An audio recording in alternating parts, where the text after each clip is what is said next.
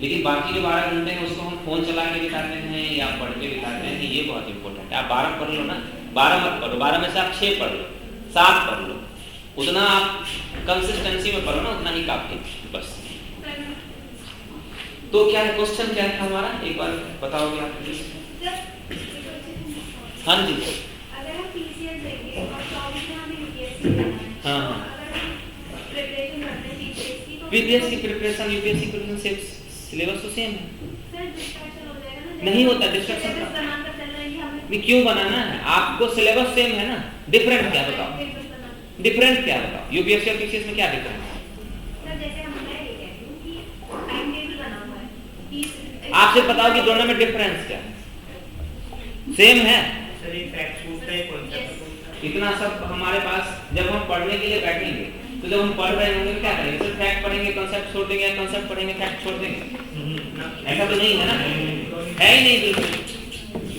तो आप तो अगर मान लो कि अभी जो टॉपिक हम पढ़ रहे हैं, हम जैनिज्म पढ़ रहे हैं, इतना तो पढ़ेंगे ना कि महावीर का जन्म कहाँ हुआ, पढ़ेंगे इतना तो पढ़ेंगे ना कि उन्हें कहाँ मिली, मोक्ष की प्राप्ति किधर हुई, चाहे आप यूपीएससी की करो या पीसीएस की करो, इतना तो पढ़ेंगे ना। 5 महाव्रत क्या है, पंच अनुव्रत क्या है, पढ़ेंगे। इतना तो पढ़ेंगे ना कि 3 कॉन्फ्रेंस कहाँ हुई। सेम है ना, सिलेबस सेम है, सिर्फ अंतर बस और कुछ नहीं है। इधर है जो है लोचा, सारी खोपड़ी के अंदर लोचा सब इसी में। अंतर सिर्फ है यूपी पीसीएस के लिए यूपी स्पेशल, बस और कुछ भी अंतर नहीं है। थोड़े से फैक्ट ज्यादा पढ़ने पड़ते हैं पीसीएस में, हमें उतना पढ़ लेंगे, वो कौन सा हमारे लिए बहुत बड़ी चीज है। सिर्फ फैक्ट की वैल्यू कितनी हो जाएगी, 30% एक्स्ट्रा फैक्ट। यूपीएससी की बात करते हैं तो 30% ना, तो जब हम साल भर पढ़ ही रहे हैं तो वो 30% एक्स्ट्रा पढ़ लेंगे। उसके लिए अलग से पीसीएस के लिए टाइम टेबल क्यों बनाए?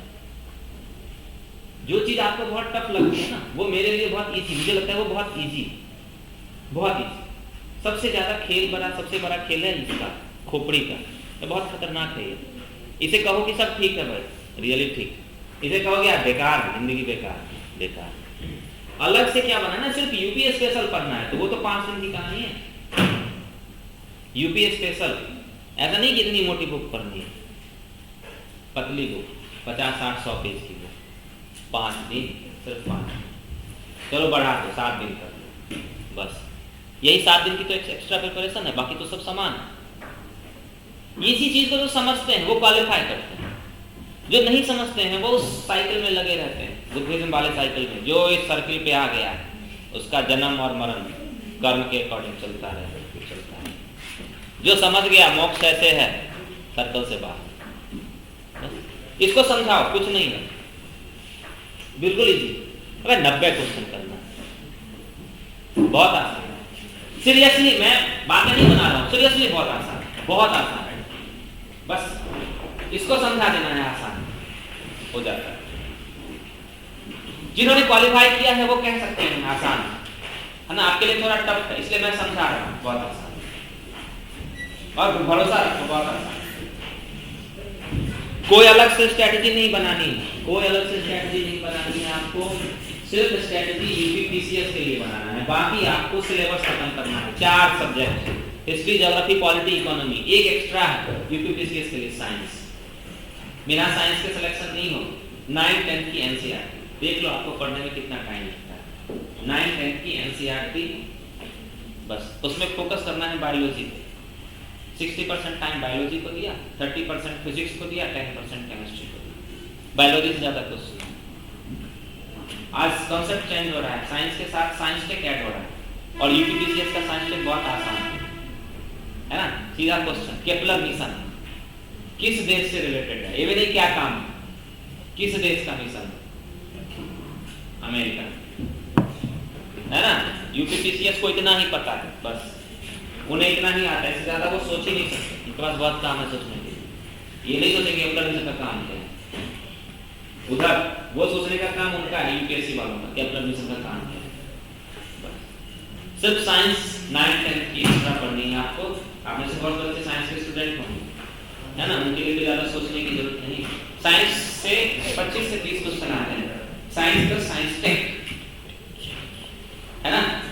में बायोलॉजी भी सिर्फ पढ़ लोगे तो काम चल जाएगा। सिर्फ बायोलॉजी इजी है, छोटी छोटी चीजें हैं ये सब लाइफ, बिल्कुल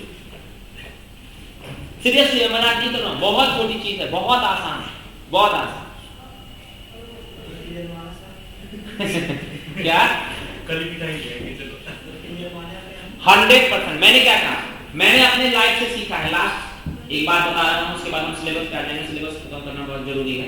एक लास्ट चीज पे आ रहा हूँ, मेरी लाइफ में जितने भी मेरे फ्रेंड थे सारे सक्सेसफुल, मेरे सारे, मुझे भी इंक्लूड कर दो, सारे सक्सेसफुल हैं, सारे सेलेक्टेड हैं आईएएस पीसीएस, या कुछ लोगों ने आईएएस के बाद छोड़ दिया, लॉ कर लिया तो वो जुडिशियरी है ना। तो मैं कैसे मानूं कि असफलता भी कोई चीज होती है? बस मुझे यही पता है और मुझे कुछ नहीं पता। मेरी लाइफ में मैं और मेरे सारे फ्रेंड्स सक्सेसफुल हैं किसी ना किसी जगह पे, तो मैं इस बात को कभी मान ही नहीं सकता हूं कि जिंदगी में फेलियर जैसी कोई चीज भी, बस मैं इतना ही जानता हूं। बाकी मैं सारी चीजों को घोड़े की तरह देखता ही नहीं हूं, वैसे है ना, घोड़े को ऐसे लगा देते हैं ना, सीधा सामने देख भाई, इधर उधर देख ही मत, तो बस मैं ऐसा ही देखता हूँ, एक चीज देखता हूँ सफलता, बाकी मैं देखता ही नहीं कौन असफल है कौन। मैक्सिमम हमारी लाइफ में ऐसे लोग जो असफलता को देखते हैं, वो भी असफल है, वो भी असफल है, वो भी असफल है। अबे गधे को उनको देखता क्यों है? सफल लोगों को देखना। और ये प्रॉब्लम आपकी अगर है कि आपकी लाइफ में असफल लोग नहीं है, तो अपना नजरिया बदलो, वैसे लोगों से दोस्ती करो जो सफल है, ऐसे गधों से दोस्ती मत करो जो खुद असफल है और तो आपको भी असफलता का पाठ पढ़ाते है ना। मैंने एक दिन और आपके साथ डिस्कस किया था, किसी फिलोसोफर ने कहा है आपके आसपास सफल लोग होने चाहिए, तभी आप सफल होगे। अगर आप अपने चारों तरफ असफल लोगों को भर के रखते हो तो 100% आप असफल ही हो। बस आपको किससे दोस्ती करनी है ये आप डिसाइड करो। ऐसे लोगों से दोस्ती करो जो सफल होते हैं, और ऐसा मत सोचना कि जो सफल लोग होते हैं उन्हें दोस्त की जरूरत नहीं होती है, उन्हें भी दोस्त की जरूरत होती है, अच्छे दोस्त की। इसलिए सफल लोगों से दोस्ती करो, उनसे हाथ मिलाओ। 100। आज देखो ना, कौन पढ़ने में बहुत अच्छा है, कौन आंसर करता है, कौन प्रॉपर तरीके से टाइम पास करता है और कौन पढ़ रहा है, अपने आप पता चल जाएगा आपको। इतनी तो बुद्धि आपके अंदर है कि कौन पढ़ रहा है कौन टाइम पास कर रहा है। अगर ये दोस्त आपका टाइम पास कर रहा है तो इसको छोड़ दो, सिंपल। मैं यही कहूंगा, अगर आप ही यहाँ टाइम पास करते हो तो आपका दोस्त अगर टाइम पास नहीं करता है तो आपको छोड़ देना चाहिए। 2 बार समझाओ, 3 बार समझाओ से, और पढ़ ले, 3 बार समझाओ, 4 बार समझाओ, अगर नहीं समझ रहा है छोड़ दे भाई, नया रास्ते में चल लो। ऐसे लोगों को, नालायकों को झेलना नहीं चाहिए हमें लाइफ में। बस चलो अब आ जाते हैं टॉपिक पे, हमें टॉपिक भी खत्म करना है। जो भी क्वेश्चन हमने अभी किया है उसको हम आगे डिस्कस कर लेंगे, है ना। तो हम इस टॉपिक को खत्म करके हमें मौर्य देश पे फटाफट पहुंचना है, फटाफट। तो जैन धर्म का, क्योंकि मैंने सिलेबस जो दिया था उसमें मैंने मौर्य देश लिख के दिया है ना, और एक टॉपिक जैनिज्म बता हुआ था। मेरे पास ऑप्शन ये था, मुझे लगता था कि 4-5 क्लासेस होगी तो मैं इस वीक में मौर्य पे पहुंच जाऊंगा, है ना, लेकिन क्लासेस इस बार कम होनी है मेरी, तो मुझे लगता है कि जैनिज्म, अब मेरे पास ऑप्शन था कि मैं जैनिज्म को छोड़ के स्किप करके आगे बढ़ जाऊं, है ना, लेकिन मैंने सोचा कोई बात नहीं, चलो, है ना, जैनिज्म को पहले निपटा देते हैं फिर हम मौर्य पे आ जाएंगे। तो हमने जैन धर्म में बहुत सारी चीजें करी थी, जैन धर्म की फिलॉसफी, ये सारी चीजें हमने करी थी। कुछ छोटी-छोटी चीजें बची हुई हैं जिनको हमें कर लेना है। जैन धर्म में 3 कंटेंट्स, हाँ जी, संलेखन बता दो, ठीक है। आपको ऐसा है ना कि अब जिंदगी हमने जी ली, अब हमने जिंदगी जी ली, अब हमें बस चलना है ऊपर की तरफ। तो फास्ट स्टार्ट करो और आप जैन धर्म में अपने आप को लगाओ, जैन की जो टीचिंग्स हैं उनको आप फॉलो करो। तो क्या होगा, धीरे धीरे शरीर को काम करने के लिए एनर्जी की नीड होती है, एनर्जी हमें कहां से मिलती है? खाने से। जब आप खाना ही देना बंद कर दोगे तो क्या होगा, धीरे धीरे आपके शरीर कमजोर होता चला जाएगा, है ना। फिजिक्स, बायोलॉजी का नियम है कि काम करने के लिए एनर्जी चाहिए, और खाना जब हम खाते हैं तो खाना हमारे शरीर के अंदर ऑक्सीजन के साथ मिलकर बर्न होता है और हमें एनर्जी मिलती है। ऐसा ही नियम है बायोलॉजी के अंदर। और अगर हमने खाना बंद कर दिया तो फिर भी हमारे शरीर को काम करने के लिए एनर्जी चाहिए, तो वो क्या करता है, हमारे मसल्स को बर्न करने लग जाता है। इसीलिए खाना बंद करने के बाद हम पतले होने लग जाते हैं। क्या क्यों होते हैं पतले? क्योंकि हमारे मसल्स बर्न होते हैं और धीरे धीरे मसल्स बर्न होते होते एक ऐसे कंडीशन आ जाती है कि अब बर्न करने के लिए कुछ बचता नहीं है, खत्म, चल लेते हैं। ठीक है, इसे कहते हैं अतिवाद, एक्सट्रीमिज्म। जैन धर्म एक्सट्रीमिज्म की बात करता है और बौद्ध धर्म मीडियम मार्ग की बात करता है। ये भी क्वेश्चन है यूपीएससी का, अतिवाद और मध्यम मार्ग, है ना। ये अतिवाद ये भी एक रीजन है जिस वजह से जैन धर्म बहुत ज्यादा सक्सेसफुल नहीं हो पाया। बुद्धिज्म ज्यादा पॉपुलर हुआ, जैनिज्म कम पॉपुलर हुआ, क्यों? अतिवाद की वजह से। एक्सट्रीमिज्म, किसी भी चीज में एक्सट्रीमिज्म, जैसे कि मैंने कल आपको बताया था कि एक है हमारा औस्ते, अपरिग्रह। अपरिग्रह का मतलब है कि धन जमा नहीं करना। उसमें है कि अगर आपको कहा गया है कि आप खाना, एक सामान्य इंसान खाना खाने के लिए 3 रोटी खाता है और आपने आज गलती से 5 रोटी खा ली, है ना, तो ये भी गलत है क्योंकि आप दूसरे का हिस्सा खा रहे हैं। तो ये क्या है? अतिवाद है। भाई आज भूख लगी थी 3 की जगह पे 4 खा लिया, अब डर से खा ही नहीं रहे, है ना, 3 खा के बस। तो ये क्या है? एक्सट्रीमिज्म है।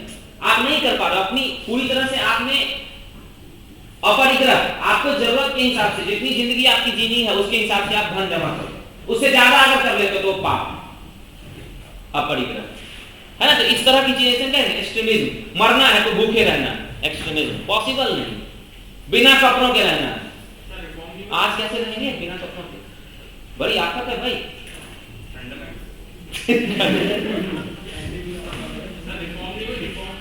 रिफॉर्म, वही तो प्रॉब्लम है, रिफॉर्म नहीं हो पाए, है ना, रिफॉर्म नहीं हो पाई, ये भी एक प्रॉब्लम है। चलो हम लोग डिस्कस करेंगे, 3-4 छोटी-छोटी चीजें बची हुई हैं जिसे हम डिस्कस कर लेते हैं। Conference, first conference Pataliputra, first conference Pataliputra and chairman Sthalabahu, chairman Sthalabahu. देखो इसकी एक छोटी सी स्टोरी है, जो हम स्टोरी कर लेते हैं। फर्स्ट कॉन्फ्रेंस की एक छोटी सी स्टोरी है। मगध में चंद्रगुप्त मौर्य राजा है और मगध में अकाल, है ना, फैमिन की कंडीशन क्रिएट हुई है। आगे मैं चंद्रगुप्त मौर्य के बारे में बताऊंगा आपको, तो हम डिस्कस करेंगे। फैमिन की कंडीशन, उस समय क्या हुआ कि जो जैन मॉन्क्स थे, जैन जो मॉन्क थे उनके लीडर थे भद्रबाहु, है ना। जैन जो मॉन्क थे उनके लीडर थे भद्रबाहु। चलो भद्रबाहु से थोड़ा सा पीछे चलते हैं। जिसको भी एक्सट्रीम नॉलेज मिल जाती है उसे हम, एक्सट्रीम नॉलेज को हमने केवल्य कहा, जिसके भी एक्सट्रीम नॉलेज मिल जाएगी वो होगा केवलिन। ठीक है, एक्सट्रीम नॉलेज, जिसके पास भी एक्सट्रीम नॉलेज होगी वो होंगे केवलिन। केवलिन, ध्यान रखना है, महावीर के पास भी एक्सट्रीम नॉलेज है, लेकिन महावीर को हम क्या कहते हैं? हम जैन तीर्थंकर कहते हैं, है ना। तीर्थंकर और केवलिन में डिफरेंस है। महावीर लास्ट तीर्थंकर, महावीर के बाद कोई तीर्थंकर नहीं हुए। महावीर के बाद जिन्हें केवल्य अचीव हुआ वो केवलिन होंगे, है ना। केवल्य, जिन्होंने भी सुप्रीम नॉलेज गेन किया आफ्टर महावीर, वे केवलिन होंगे। एंड द लास्ट केवलिन वाज जम्बू स्वामी, क्योंकि तीर्थंकर की जो परंपरा थी वो महावीर के बाद खत्म हो गई, है ना। जैसे महावीर ने क्या कहते हैं, अब कोई नहीं, खत्म, है ना। जैसे सिख रिलीजन में आपने पढ़ा होगा मॉडर्न हिस्ट्री में 10 गुरुओं के बाद खत्म, है ना, क्योंकि लास्ट जो गुरु थे उन्होंने क्या दिया था कि अब कोई नहीं, यहीं से खत्म। तो उसी तरह से तीर्थंकरों की परंपरा थी, इसमें महावीर के बाद तीर्थंकर नहीं होंगे, लेकिन कोई ना ऐसा आएगा आगे जो भी सुप्रीम नॉलेज गेन करेगा, तो जो सुप्रीम नॉलेज गेन करेगा उसे हम कहेंगे केवलिन। एंड द लास्ट केवलिन वाज जम्बू स्वामी। उसके बाद किसी को सुप्रीम नॉलेज नहीं मिली according to Jain text, Jain अनुश्रुति के अनुसार। अब उसके बाद केवल्य तो नहीं मिल रहा है किसी को, लेकिन जैन मॉन्क्स तो होंगे, तो इसके बाद कई सारे जैन मॉन्क होंगे, लेकिन जो उनके लीडर होंगे उनका नाम होगा भद्रबाहु। साधु, भिक्षु। तो जैन जो साधु होंगे उनके लीडर होंगे भद्रबाहु। अब भद्रबाहु के लीडरशिप में जैन अपने आप को अपना काम कर रहे हैं, लेकिन मगध में 12 साल का एक फैमिली की कंडीशन क्रिएट हो गई और जो मॉन्क थे वो भद्रबाहु के लीडरशिप में साउथ इंडिया चले गए। भद्रबाहु के लीडरशिप में वो साउथ इंडिया चले गए। अच्छा, एक और चीज बहुत इंपॉर्टेंट है, जो जैन टीचिंग्स है, जिसे महावीर और उसके पहले के जो टीचर्स हैं उन्होंने जो जैन शिक्षाएं दी थी, वो उस समय लिखने की तो कोई व्यवस्था थी नहीं, तो वो क्या था, ओरली चल रही थी बात, ओरली, एक से दूसरे में, दूसरे से तीसरे में, तीसरे से चौथे में। तो वो लास्ट पर्सन थे जिनके पास नॉलेज थी जैन टीचिंग्स की, वो थे भद्रबाहु, है ना। वो लास्ट पर्सन भद्रबाहु थे जिन्हें टीचिंग्स की नॉलेज, टीचिंग्स। तो एंशिएंट जो जैन टीचिंग्स थी उसे कहते थे पर्व, PARVA, मतलब जो महावीर के जो थॉट थे, जो विचार थे, जो ओरली वन जनरेशन से दूसरी जनरेशन में जा रहे थे, उन्हें कहते थे पर्व। महावीर की टीचिंग्स क्या थी, पर्व। और महावीर ने टीचिंग्स किस लैंग्वेज में दी थी, अर्धमागधी। ये सब बहुत इंपॉर्टेंट है। महावीर ने, ये हमने डिस्कस किया था कि ये बुद्धिज्म और जैनिज्म इसलिए भी सक्सेसफुल हुआ क्योंकि इन्होंने सामान्य लोगों की भाषाओं को अपनाया। बुद्ध ने क्या अपनाया, पाली, महावीर ने अर्धमागधी।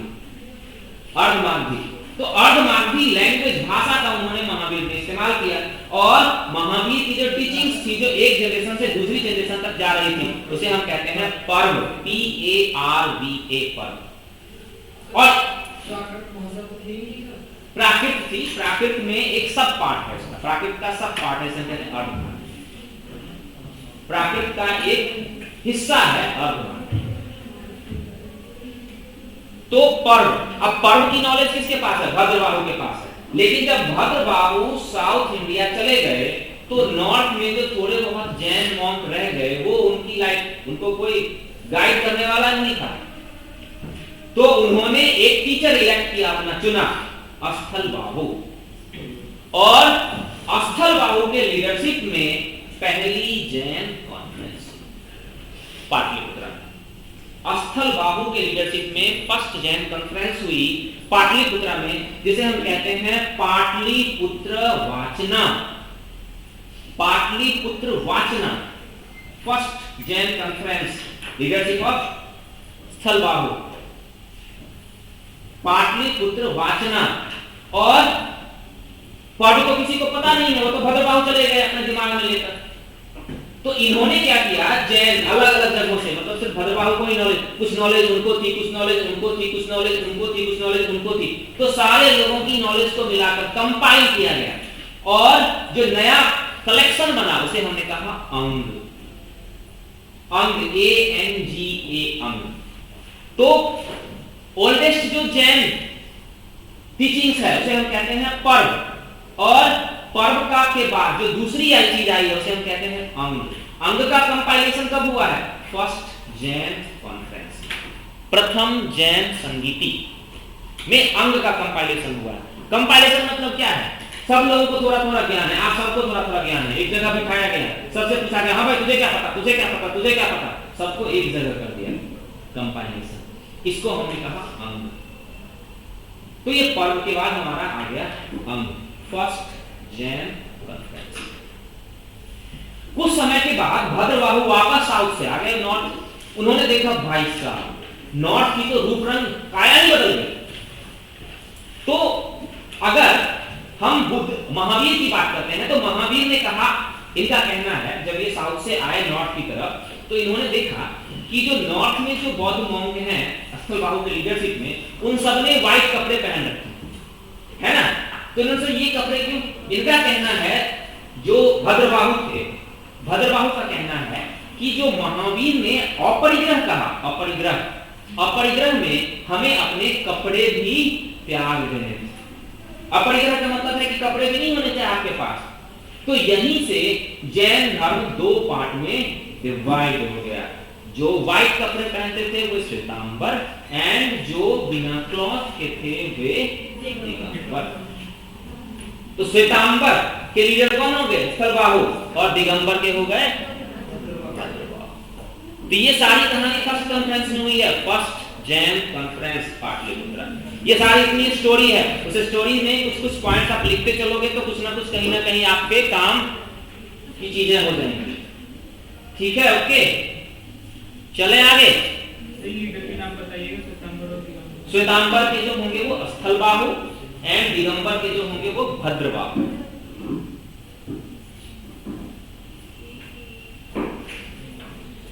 सेकेंड बौद्ध conference, second Jain conference Mathura, second conference Mathura and leader was Skandil, SKANDIL, Skandil। लिख लो हिंदी में, वही ढूंढ रहा हूँ मार्कर, बैठ सुना भी तो आपस में।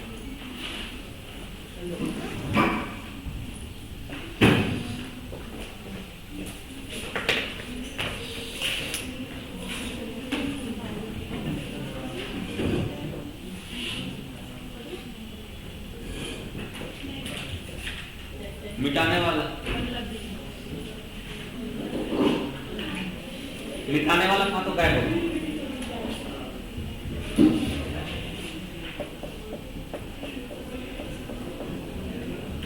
स्कंदिल, कई बार स्कंदिल की जगह पे हमें वर्ड मिलता है आर्य स्कंदिल, आर्य स्कंदिल, तो ध्यान रखना है आर्य स्कंदिल मिल जाए तो कंफ्यूज नहीं होना है हमें। आर्य ARY आर्य स्कंदिल। सेकेंड बौद्ध conference, second Jain conference Mathura, Arya Skandil, कुछ खास नहीं है। थर्ड कॉन्फ्रेंस, अब देखो एक डिस्प्यूट है, कुछ हिस्टोरियन मानते हैं कि 2 कॉन्फ्रेंस हुई है, कुछ हिस्टोरियन मानते हैं कि 3 कॉन्फ्रेंस हुई है ना। बीच वाला जो मथुरा वाला है वो गायब है। हाँ, तो कई बार आपके क्वेश्चन में अगर आ जाए तो कंफ्यूज नहीं होना है, मैंने दोनों बता दिया, मथुरा है भी है और नहीं भी। Third conference Vallabhi,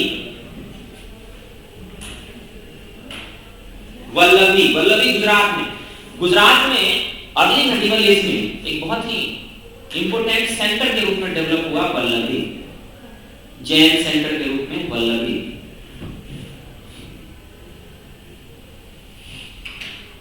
and chairman was देवार्धी क्षमा श्रवण, लिख लेते हैं DEVARDHI।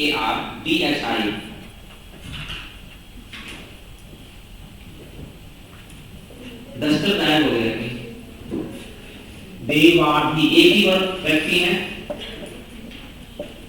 क्षमा श्रवण KSHMA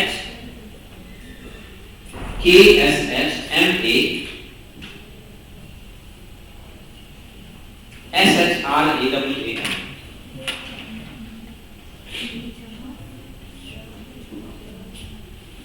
तो ये 3 कॉन्फ्रेंस है हमारे पास। एक चीज ध्यान रखना है कि जो टोटल हमारे पास पर्व के बाद जो पर्व कितने हैं, ये सब नंबर भी भूल जाता हूँ मैं, 18 पर्व, ठीक है। तो आप पर्व की जगह पर 18 ऐड कर लेना है।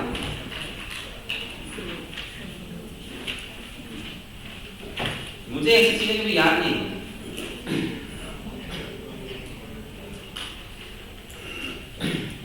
उसके बाद हम कर लेते हैं श्वेतांबर और दिगंबर में difference between Shvetambar and Digambar.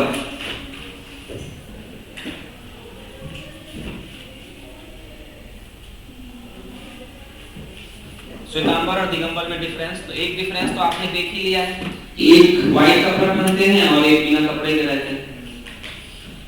जो व्हाइट पहनते हैं वे श्वेतांबर और जो बिना कपड़े के हैं तो वो तो हमने कर ही लिया है दिगंबर।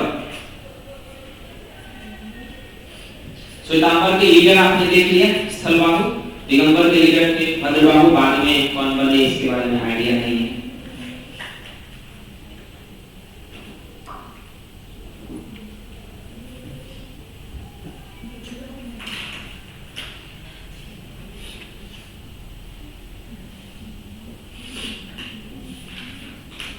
श्वेतांबर के अकॉर्डिंग टू श्वेतांबर फीमेल को भी मोक्ष का राइट है, फीमेल को भी मोक्ष या निर्वाण या कैवल्य लिखना है, कैवल्य का राइट है श्वेतांबर के अकॉर्डिंग। एंड दिगंबर के अकॉर्डिंग जो फीमेल हैं उनको निर्वाण का राइट, कैवल्य का राइट नहीं।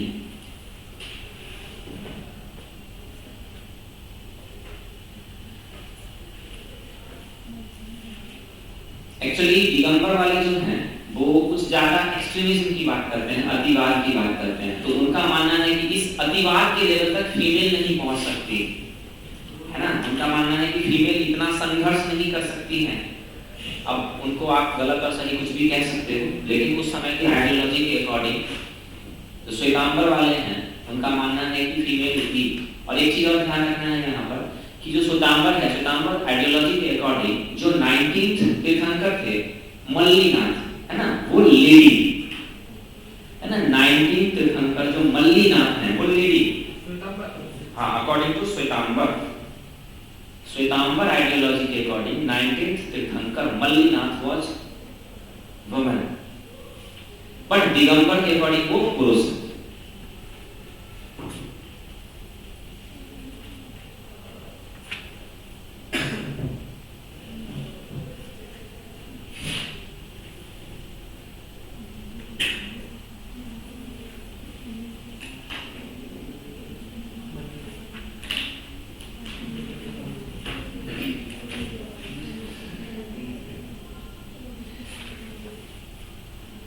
श्वेतांबर आइडियोलॉजी के अकॉर्डिंग ज्ञान प्राप्ति के बाद आफ्टर अचीविंग ऑफ नॉलेज आपको खाना खाने की नीड होती है। फूड, खाना इम्पोर्टेंट श्वेतांबर के अकॉर्डिंग। दिगंबर के अकॉर्डिंग नॉलेज, ज्ञान की प्राप्ति के बाद फूड की नीड नहीं होती, खाना खाने की जरूरत नहीं होती। अब उनका देखो, इसमें हम क्वेश्चन नहीं कर सकते है ना, धर्म की बात है, धर्म की बातों में क्वेश्चन करना बड़ा खतरनाक हो जाता है। इसमें भारत जैसी जगह पर, पूरी दुनिया में धर्म बड़ा सेंसिटिव इशू है। पता नहीं लोगों ने धर्म को इतना सेंसिटिव इशू कैसे बना रखा है, लेकिन बड़ा सेंसिटिव इशू है। हम ज्यादा क्वेश्चन नहीं कर सकते, बस एज इट इज इसको पढ़ लेते हैं। तो श्वेतांबर के अकॉर्डिंग ज्ञान अचीव करने के बाद खाना जरूरी है, दिगंबर के अकॉर्डिंग नहीं जरूरी। अगर आप ज्ञान को अचीव कर लेते हो तो आपको उसके बाद भोजन की नीड नहीं होती। ये कुछ छोटे मोटे डिफरेंस हैं श्वेतांबर और दिगंबर के मेथड में। अब कुछ छोटे छोटे वर्ड्स हैं जो कई बार एग्जाम में पूछ लिए जाते हैं। वो छोटे छोटे वर्ड्स को हम एक दो चार वर्ड्स हैं ऐसे जिसे डिस्कस कर लेते हैं। जैसे एक वर्ड है Basadi, BASADI, Basadi.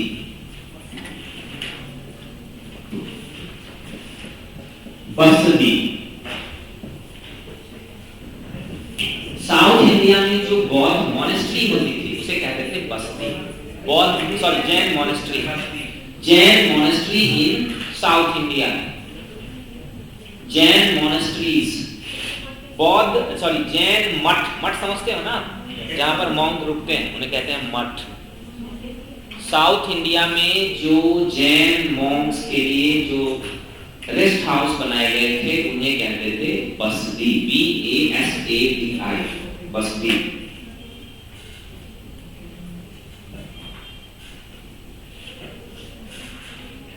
Next sir Bihar क्या होता है? बिहार क्या होता है अभी बताता हूँ आपको। कुछ इंपोर्टेंट पहले हम इससे रिलेटेड चीजें डिस्कस कर लेते हैं, उसके बाद मैं आपको बिहार भी समझा देता हूँ। बिहार, हाँ अभी एक बार बता देता हूँ, चिंता मत करो। पहले जैन धर्म को खत्म करते हैं, पहले जैन धर्म को खत्म कर लेते हैं, उसके बाद ठीक है। एक वर्ड है पुराण। हमारा वैदिक धर्म में भी पुराण है ना, तो जैन धर्म में भी पुराण है, PURAN, पुराण। पुराण का मतलब जैन धर्म में होता है जैन मॉन्क्स की बायोग्राफी, जो जैन साधुओं की बायोग्राफी है, जीवनी है, उसे कहते हैं पुराण। ध्यान रखना है ये दिगंबर जैनों की जीवनी, दिगंबर जो मॉन्क होते हैं उनकी बायोग्राफी को हम कहते हैं पुराण, और श्वेतांबर जो मॉन्क होते हैं उनकी जो बायोग्राफी होती है उसे हम कहते हैं चरित्र, है ना, जीवन चरित्र, CHARIT, चरित्र। दिगंबर जैन के मॉन्क की जो बायोग्राफी होती है उसे हम कहते हैं पुराण, और श्वेतांबर की हम कहते हैं चरित्र, CHARIT, चरित्र। नहीं, चरित्र, चरित्र मैंने एग्जांपल बताया था आपको, जीवन चरित्र।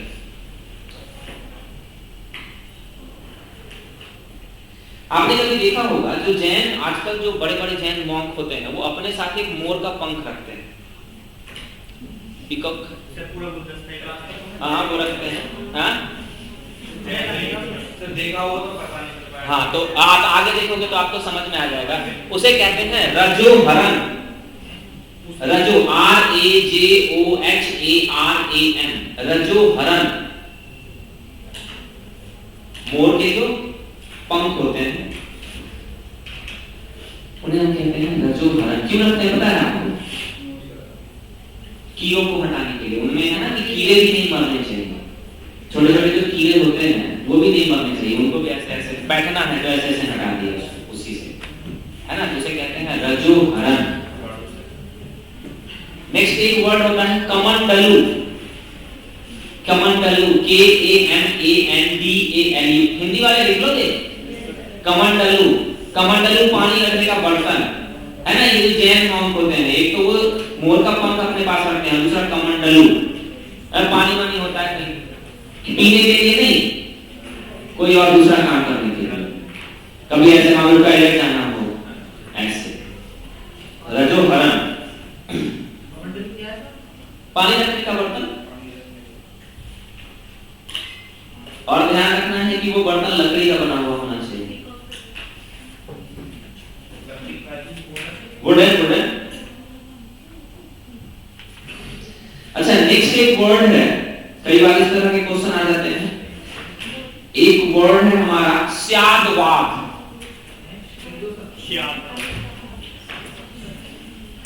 स्याद, स्यादवाद। स्यादवाद क्या है ऐसे समझ लेते हैं। जैसे जैन धर्म का मानना है कि ट्रुथ क्या है? ट्रुथ वही है जो जैन तीर्थंकर कहेंगे, क्योंकि ज्ञान उन्हीं के पास है। जो जैन तीर्थंकर है या जैन जो केवलिन है, नॉलेज तो उन्हीं के पास है। बाकी सारे दुनिया में जो लोग हैं उनके पास तो अज्ञानी हो, इलिटरेट है अकॉर्डिंग टू जैन फिलॉसफी। तो जो जैन तीर्थंकर है और जो जैन केवलिन है वो जो कहेंगे वही सच है ना। ज्ञान के पास है, बाकी सारे लोगों के पास ज्ञान नहीं है। तो ट्रुथ क्या है? जो वो कहेंगे वही ट्रुथ है। बाकी सारे लोग जो कहते हैं वो ट्रुथ भी हो सकता है और अनट्रुथ भी हो सकता है, सही भी हो सकता है और गलत भी हो सकता है। मैक्सिमम टाइम पे वो गलत ही है। इसलिए आप जो कह रहे हो वो सही नहीं है। तो अगर वो चीज सही नहीं है तो आपको उनके साथ शायद वर्ड यूज करना चाहिए। दिस इज कॉल्ड स्यादवाद। स्यादवाद का मतलब है कि जो आप कह रहे हो उसके बारे में कंफर्मेशन नहीं है कि वो सही है या गलत। क्यों? क्योंकि आपके पास नॉलेज नहीं, ज्ञान नहीं। आपके पास ज्ञान नहीं है। ज्ञान किसके पास है? जैन तीर्थंकर और जैन केवलिन के पास है। सिर्फ ज्ञान नहीं के पास है, बाकी लोगों के पास ज्ञान नहीं, ज्ञान की कमी है, नॉलेज।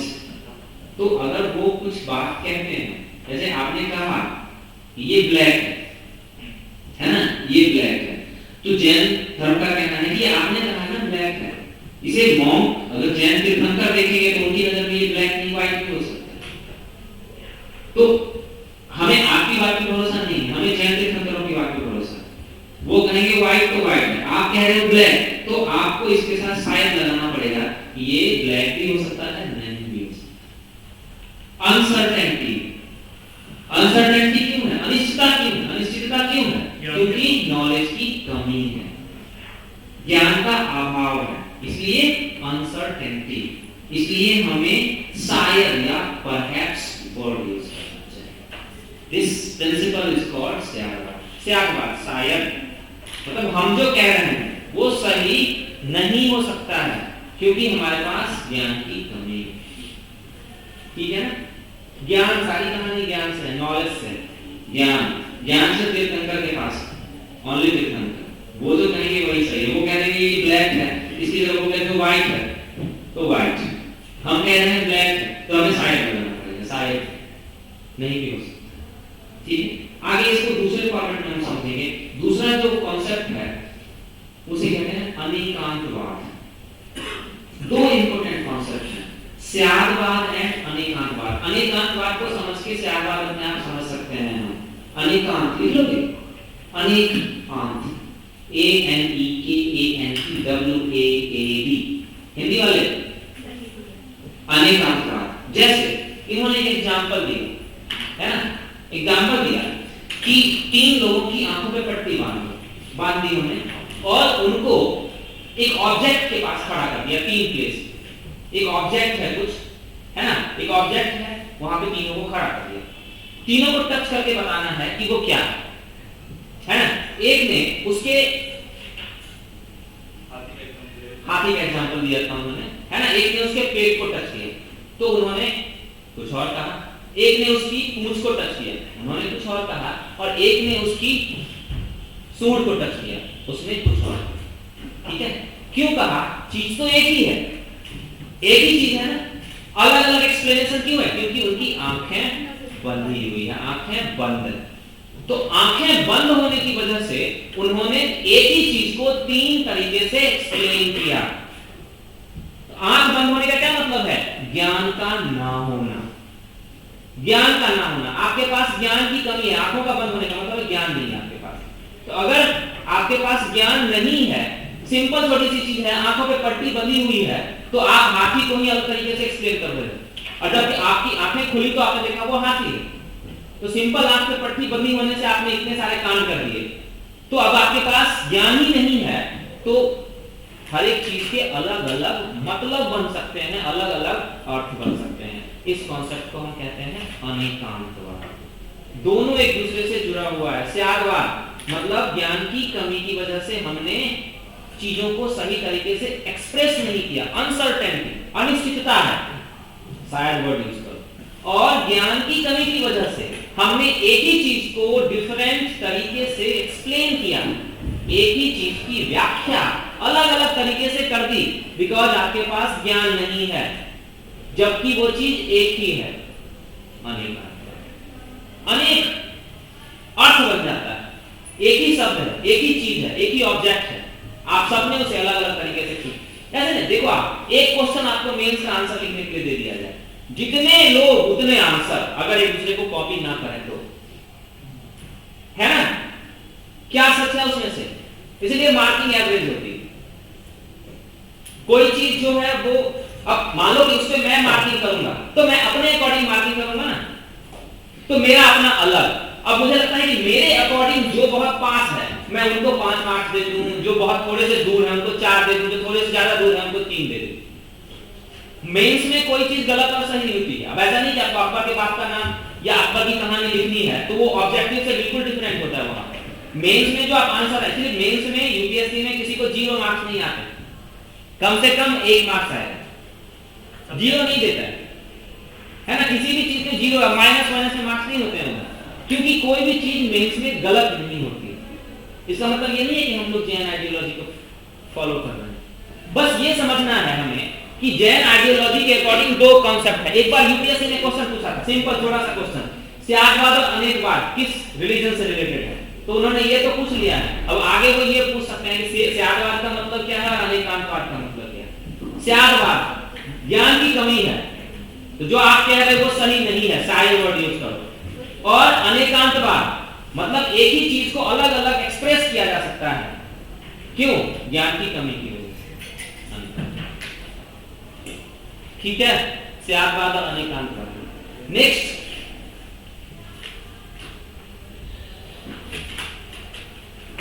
जैन एक फॉलोअर बहुत इंपॉर्टेंट है जिसका नाम है खारवेल। खारवेल ओडिशा का एक शासक है, खारवेल ओडिशा का किंग है खारवेल, और वो जैन धर्म का एक बहुत इंपॉर्टेंट फॉलोअर है। और उसने जैन धर्म के लिए कुछ इस तरह से काम किए हैं जैसे बुद्धिज्म के लिए अशोक ने किया, है ना। तो इसलिए खारवेल का ध्यान रखना है, हमें पढ़ना है खारवेल के बारे में। हम थोड़ा बहुत आगे पढ़ेंगे जब कभी हमें ओडिशा के आसपास से गुजर रहे होंगे तो हम खारवेल को भी थोड़ा बहुत कर लेंगे।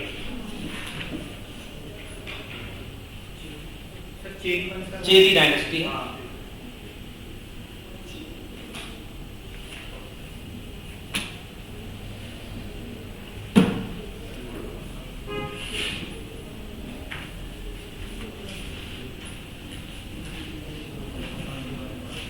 तो हमारा जैनिज्म जो है वो यहाँ पर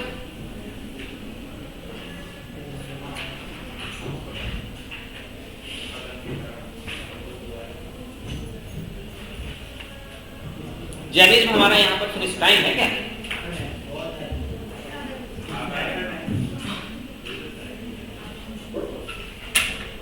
कुछ और छोटी छोटी चीजें हैं जैन धर्म से रिलेटेड, तो मैं एक दिन और रिलीजन डिस्कस करूंगा जिसमें हमें वैष्णविज्म और सैविज्म के बारे में डिस्कस करना है ना, वैष्णविज्म और सैविज्म। क्योंकि मैंने आज सिलेबस में लिख रखा था मॉडर्न एज, तो हमें मॉडर्न एज पे पहुंचना है। 2 4 5 छोटी छोटी चीजें हैं जो हम एक दिन रिलीजन डिस्कस करेंगे, तो वहां पर मैं आपको वो सारी चीजें, कुछ तीर्थंकरों के बारे में कुछ छोटी मोटी चीजें हैं। किसी तीर्थंकर को कृष्ण का अवतार बता दिया गया, किसी को कृष्ण का छोटा भाई बता दिया गया, है ना, तो ऐसी कहानी भी बनी है। तो ऐसी छोटी छोटी कहानी पीसीएस में आ जाते हैं क्वेश्चन के रूप में, है ना। तो बीच में कभी भी टाइम मिले तो मैं उनको करा दूंगा।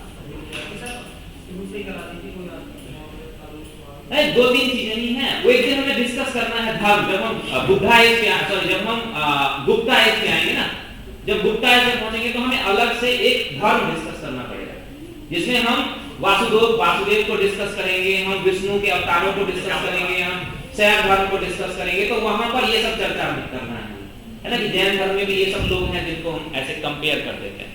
अब हम आ जाते हैं नेक्स्ट टॉपिक पे, जो हमारा है मॉडर्न।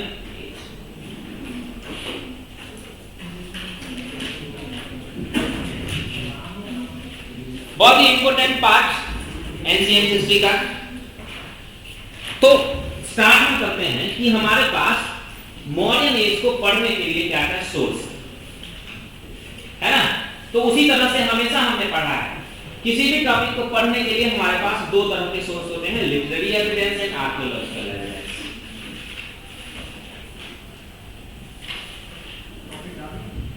हाँ, टॉपिक है ना मॉडर्न एज। पहले हम डालते हैं सोर्स, साधन, सोर्सेस, साधन।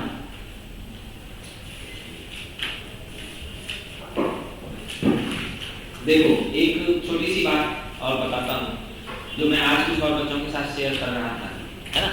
कितना आसान होता है यूपीएससी जैसे एग्जाम को क्वालिफाई करना। मैं यूपीएससी की बात कर रहा हूँ।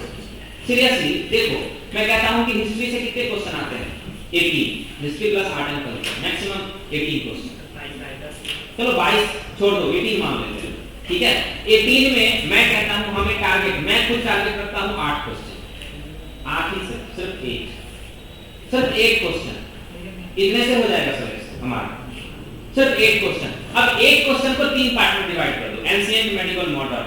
मॉडर्न से ज्यादा क्वेश्चन आते हैं, 4 क्वेश्चन मॉडर्न से, 2 एंशिएंट से, 2 मेडिवल से। नहीं छोड़ते नहीं, छोड़ नहीं, मेडिवल छोड़ नहीं सकते। मेडिवल छोड़ दोगे आप तो फिर बहुत पहले मुझे याद आता, मैं दिल्ली में पढ़ा रहा था, कुछ बच्चे ऐसे आते हैं पूछने के लिए कि सर एंशिएंट से क्वेश्चन नहीं आते, एंशिएंट छोड़ते हैं। मैं सर पीट देता था, यूपीएससी ने कहा छोड़ दो, नहीं कहा ना, तो क्यों टाइम पास क्यों करना है? आपका जो सिलेबस है वो पूरी हिस्ट्री आपका सिलेबस है, इतनी मेहनत तो करो, पूरी सिलेबस तो पढ़ो, क्यों छोड़ना है? मैं बहुत आसान बना दूंगा मेडिकल, चिंता मत करो, है ना। मेडिकल तो बहुत आसान है, ऐसे चुटकियों पे आने दो, उधर अभी पहुंचने दो, तो चिंता मत करो, वो सारी कहानी है ना, कई 10 साल से पढ़ा रहा है। तो अबे एंशिएंट हिस्ट्री से 2 क्वेश्चन तो कर रहे हैं, 2 क्वेश्चन के लिए इतनी मेहनत, अरे चुटकी बजाते हैं, तुक्का नहीं खेलेंगे, तुक्का नहीं हो पाएगा। सीरियसली मैं मजाक नहीं कर रहा हूँ, मैंने हमेशा बच्चों को एक टारगेट दिया है, 8 क्वेश्चन हिस्ट्री से, है ना। अगर आपका हिस्ट्री ऑप्शनल है तो 10 कर लोगे, हिस्ट्री ऑप्शनल नहीं है तो 8 से कम नहीं, 8 से कम करते हैं तो फिर हम यूपीएससी में लाएंगे। 1 ज्योग्राफी, एनवायरमेंट, इकोलॉजी से ज्यादा क्वेश्चन आते हैं, करंट से आते हैं, थोड़ा ज्यादा करेंगे, 15 करेंगे, ठीक है। पॉलिटी से 18 क्वेश्चन आते हैं, 17, 18, पॉलिटी में कम से कम 15 करें और 15 राइट होने चाहिए, ये बहुत इंपॉर्टेंट है। तो 15 पॉलिटी से, 15 ज्योग्राफी, एनवायरमेंट, इकोलॉजी से, 30 और 8 क्वेश्चन हिस्ट्री से। जो कैटेगरी में उनका सिलेक्शन हो गया, 30 तो 32 तो कट जाती है क्वेश्चन आउट ऑफ 100 क्वेश्चन। अगर आप SC ST कैटेगरी से बिलोंग करते हो, ठीक है, 32 लास्ट ईयर का 2-3 सालों का डाटा देख लो, 32, 33, 34। और अगर आप जनरल से हो तो थोड़ा ज्यादा पढ़ लो, थोड़ा ज्यादा पढ़ लो। इकोनॉमिक्स तो बचा हुआ है अभी भी, 4-5 क्वेश्चन इकोनॉमिक्स से करोगे भाई आउट ऑफ 25 क्वेश्चन, उतना भी नहीं करोगे। 25 आते हैं? हाँ 25 आते हैं, 20 से 25 के बीच में आते हैं क्वेश्चन। 15 ना मार पाओगे, चिंता मत करो। 5 का टारगेट रखो, उसी से सिलेक्शन हो जाएगा। 38 और 5 43 हो गया सिलेक्शन। बस प्रॉब्लम क्या होती है ना, आप ये 15 मारने के जुगाड़ में जो रहते हो ना, वो तो गलत होता है। प्रॉब्लम क्या है ना, हमारे पास मारुति 800 है ना, तो हमें खुश रहना चाहिए, हमें प्रयास करना चाहिए कि हम मर्सिडीज खरीदें। और हमारा पड़ोसी मर्सिडीज खरीद के लिए आता है तो हमारी आधी नजर रखनी है कि सुबह ऑफिस जाते हुए उसकी हवा निकल जाए तो बहुत अच्छा है ना। तो आप पहले जो आपके पास है उससे आप खुश रहो। और आप मान लो कि 5 सबसे पहली चीज, 5 तो कभी भी कर सकते हैं, छुट्टी बदलते है ना। पहली चीज ये होनी चाहिए। पता है उधर वाली जुगाड़ में रहते हैं ना, तो वही हमारा क्या होता है, ज्यादा गलत हो जाते हैं। और मैं पिछले 10 सालों से देख रहा हूँ, जो नहीं, जिनका बच्चों का नहीं होता है, उनका रेशियो होता है 40 या 45 राइट कर देते हैं, लेकिन वो रॉन्ग भी 45 कर देते हैं बाहर। तो अगर हमने 45 रॉन्ग नहीं किया होता तो हम सेलेक्ट होते ना। पिछले सालों में मैं लास्ट ईयर की बात कर रहा हूँ, हमारे कुछ स्टूडेंट का सिलेक्शन नहीं हुआ TCS में, उन्होंने 95 राइट किया था, 35 रॉन्ग कर दिया, है ना। मैंने कहा यार 35 ये रॉन्ग नहीं करता तो सेलेक्ट होते ना। तो हमारा क्वेश्चन इस वजह से, हमारा सिलेक्शन इस वजह से नहीं हुआ कि हम जानते नहीं थे, हमारा सिलेक्शन इस वजह से हुआ कि हमारी जो सुअरों वाली आदत है, कचरा फिर तो सुअर जैसा मुंह बना के आया। तो इसलिए जो अपने पास है उसे मुट्ठी में करते हैं बस। तो अब आ जाते हैं हम मॉडर्न एज में हमारे पास क्या क्या सोर्स है। 2 पार्ट में हमने डिवाइड कर दिया। पहला है आर्कियोलॉजिकल सोर्स, है ना, आर्कियोलॉजिकल सोर्स। तो आर्कियोलॉजिकल सोर्स की बात करें तो आर्कियोलॉजिकल सोर्स में जो सबसे पहली चीज होगी वो होगी अशोक के अभिलेख, अशोक के इंस्क्रिप्शन, अशोक के अभिलेख।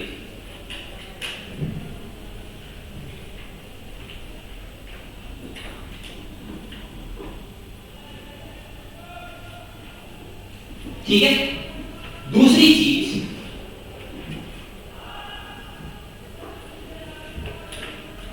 मौर्यन राजप्रसाद, चंद्रगुप्त मौर्य ने अपने लिए घर बनवाया, लकड़ी का घर। मौर्यन से हम कहते हैं मौर्यकालीन राजप्रसाद, Mauryan royal palace, Mauryan royal palace, मौर्यकालीन राजप्रसाद। देखो अपने आप एग्जैक्टली है। अब गिरे हुए कंडीशन में, अब इसको थोड़ा सा ऐड कर देते हैं यहाँ पर, फिर आगे पढ़ेंगे राजप्रसाद के बारे में। नेक्स्ट जो चीज हमारे लिए इंपॉर्टेंट है, देखो आप अपने माइंड से निकालते चीजें, क्या क्या हुआ है इसमें, क्या क्या हमने किया है। अशोक ने स्तूपाल बनवाया, स्तूपाल। आपने जो क्वेश्चन पूछा था चैत्य विहार को मैं डिस्कस कर लूंगा, है ना, मैं करना है डिस्कस। स्तूपाल, स्तूप समझते हो ना, बुद्धिस्ट वर्शिप प्लेस, स्तूपास। और क्या बनाया अशोक ने, केव्स, गुफाएं। पहली बार आर्टिफिशियल केव्स बनवाई है हमने मॉन्क को रहने के लिए, साधुओं को रहने के लिए आर्टिफिशियल केव्स। हम पढ़ेंगे, आगे भी डिस्कस करेंगे, इन सब चीजों में हमें आगे पढ़ना है, लेकिन हम सिर्फ सोर्स की बात कर रहे हैं, इन सब चीजों को हम आगे पढ़ेंगे। केव्स, हाँ जी, चंद्रगुप्त का राजप्रसाद, रॉयल पैलेस, चंद्रगुप्त का राजप्रसाद। इसके बाद और क्या किया हमने इस पीरियड में, हमने इस पीरियड में बड़ी बड़ी मूर्तियां बनवाई हैं, स्कल्पचर्स, मूर्तियां, स्कल्पचर्स, मूर्तियां। अशोक वही केव आर्टिफिशियल, वही मूर्तियां, स्कल्पचर्स।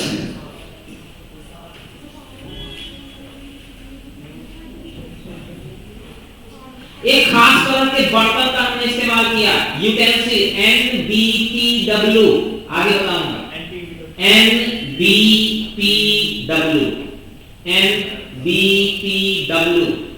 यूटेंसिल, बर्तन।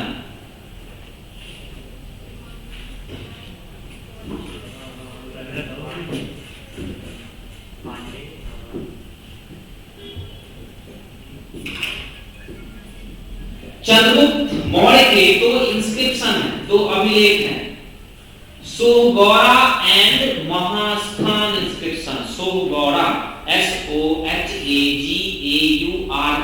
सोहगौरा।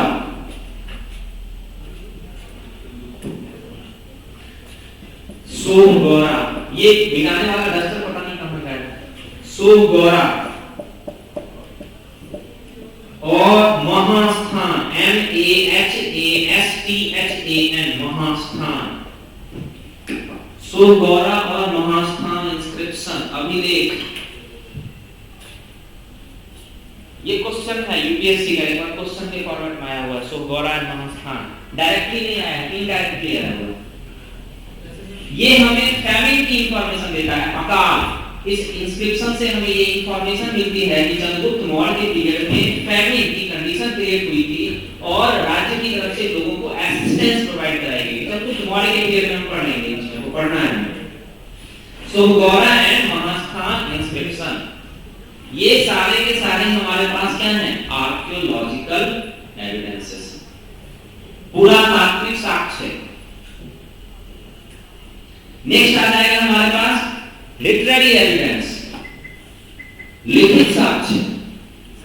हाँ जी, हाँ, रॉक एडिक्ट उसी में आ जाएंगे इंस्क्रिप्शन में, अशोक के एडिक्ट या अशोक के इंस्क्रिप्शन। नेक्स्ट वन हमारे पास लिटरेरी एविडेंस। तो लिटरेरी एविडेंस को दो पार्ट में डिवाइड कर दो, Indian and foreign.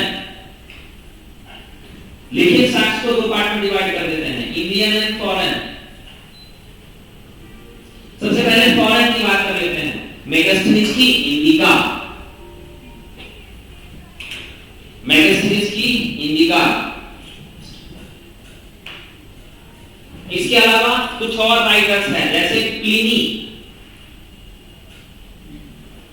Pliny, PLINI, Pliny, Hindi में लिख लोगे?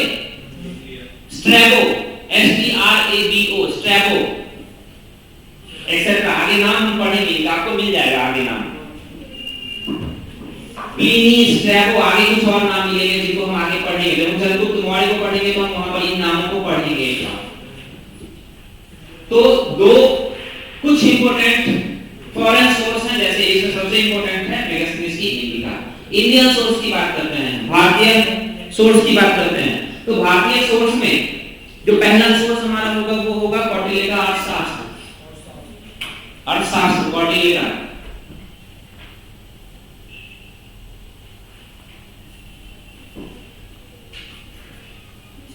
एक दूसरा इंपॉर्टेंट सोर्स ध्यान रखना है कि चंद्रगुप्त मौर्य कैसे राजा बना, इसके बारे में हमारे पास बहुत ही लिमिटेड इंफॉर्मेशन है।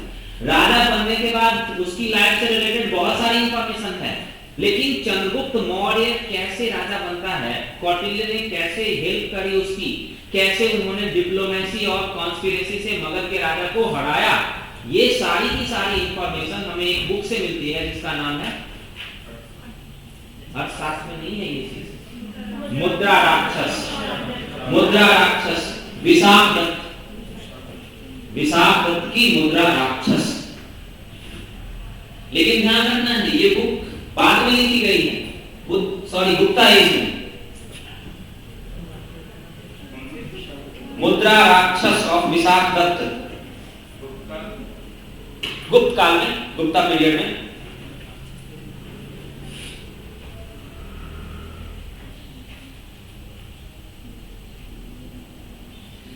इसके अलावा कुछ जैन टेक्स्ट भी हैं, जैसे दीपवंश एंड महावंश, दीपवंश और महावंश।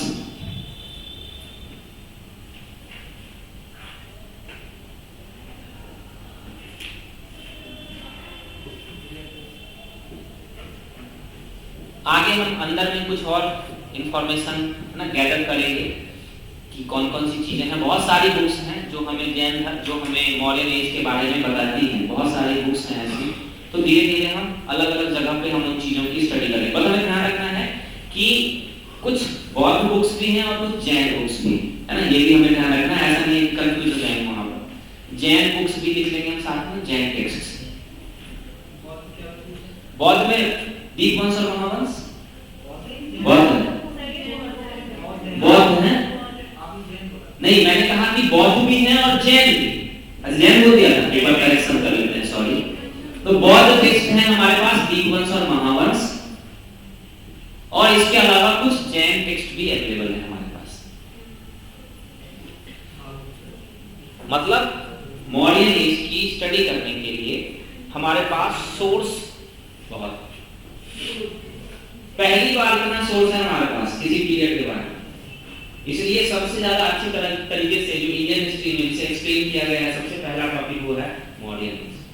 बहुत सोर्स के मामले में बहुत रिच है। इससे पहले अगर हम पीछे चले जाएं तो सोर्स की हमारे पास कमी है, साधन की कमी है ना। धीरे धीरे पीछे चले जाएंगे तो और भी कम होते जाएंगे, है ना। बुद्ध एज में थोड़े से सोर्स हैं हमारे पास, लेकिन फिर भी कम है। उससे पीछे चले जाएंगे वैदिक एज में और कम, है ना। सिर्फ वेदांत ही तो है, आर्कियोलॉजिकल सोर्स तो बहुत ही कम है। हड़प्पन एज में चले जाएंगे तो बिल्कुल नहीं है, उससे पहले तो बहुत ही कम है, छोटा सा, है ना। मिठाई धीरे धीरे छोटी होती चली जाती है पीछे की तरफ जैसे ही हम मूव करेंगे। तो यहाँ पर पहला पार्ट हमें ये डिस्कस करना था कि यहाँ पर सोर्स क्या क्या हैं। अब इन सारी चीजों को हम अंदर में एक्सप्लेन करेंगे, है ना, अंदर में। तब कहानी फिर से एक बार, पहला पार्ट जो हम डिस्कस करते हैं हर एक टॉपिक में, वो होता है हमारा पॉलिटिकल पार्ट, है ना। हमने डिस्कस किया था कि सबसे पहले हम पॉलिटिकल पार्ट डिस्कस करते हैं। Political part, economy, society, religion, art and culture. तो पहला पार्ट हमारा हो जाता है पॉलिटिकल पार्ट। तो राजनीतिक इतिहास। अब राजनीतिक इतिहास में थोड़ा सा पीछे चले जाएंगे, है ना। आपको याद होगा हम लोगों ने पढ़ा था कभी बचपन में, जब हम बहुत छोटे हुआ करते थे, सेकेंड और थर्ड क्लास में।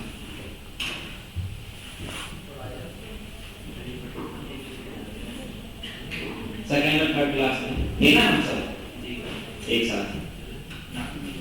नहीं थे? तो आप ही बताना चाहते हैं, मैं ज्यादा बड़ा। ठीक है बता लो। तो अभी अलेक्जेंडर आया बाहर, ये तो पढ़ा हो। अलेक्जेंडर आया और वापस चला गया ग्रास रिवर के पास। उसी समय एक वीडियो, है ना, आपने देखा होगा या नहीं देखा होगा, और जरूर देखा होगा, एक वीडियो कौटिल्य की आती है ना। वो कौटिल्य एक बार धनानंद की कोर्ट में गया, देखा होगा आपने, है ना, देखी होगी वीडियो। और कुछ, है ना, धनानंद ने उसको कुछ बेवकूफ बना दिया, है ना। अब वो, है ना, बेचारा ब्राह्मण गुस्सा आ गया, चोटी खोल दी अपनी पीछे वाली, है ना, आगे नहीं होती है चोटी, ठीक है। तो पीछे सर के ऊपर चोटी, कमर के पास पूंछ, ठीक है। ऐसा बात बना रहा हूं मैं थोड़ी मोड़ी। हाँ, मैं सर के पास चोटी और कमर के पास पूंछ, ये तो बोला। तो फिर आपको कहानी वो सारी पता ही है। उन्हें एक बच्चा मिला, उस बच्चे को अपने साथ ले गए और तक्षशिला के वो टीचर, तक्षशिला यूनिवर्सिटी, दुनिया की पहली यूनिवर्सिटी, तक्षशिला यूनिवर्सिटी, किसने बनाया पता नहीं, कहीं से मिल जाती है इंफॉर्मेशन, बट वैलिड नहीं। तो कुमारगुप्त का जन्म हुआ, ठीक है। तो यूनिवर्सिटी थी हमारे पास, ये हमारे पास बस आप खो जाते हो। यूनिवर्सिटी थी हमारे पास, तक्षशिला यूनिवर्सिटी। तक्षशिला यूनिवर्सिटी में उस बच्चे की पढ़ाई हो गई, है ना, पढ़ाई हो गई अपनी। और फिर उसी समय वो ये सारी इंसिडेंट साथ साथ चल रही है। अब इनका पर्पस, कौटिल्य का पर्पस क्या था? धनानंद को हटाना। अब जब यहाँ से अलेक्जेंडर वापस गया है, जब अलेक्जेंडर यहाँ से वापस गया है, तो सबसे पहले चंद्रगुप्त मौर्य ने उसी एरिया में जो नॉर्थ ईस्टर्न पार्ट है, वहां पर कुछ ट्राइबल पीपल रहे, या तो वो ट्राइबल पीपल या अलेक्जेंडर की एक आदत थी, वो जिस पार्ट में जाता था वहां के कुछ सोल्जर्स को अपनी सेना में रखता था। जब वो यहाँ से चला गया तो वो सोल्जर्स यहाँ पर रह गए।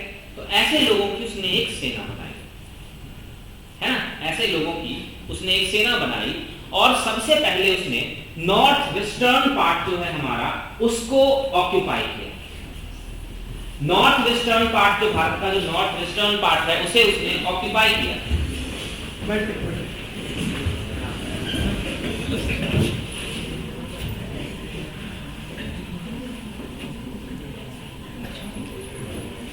मुझे तो वो पता ही नहीं।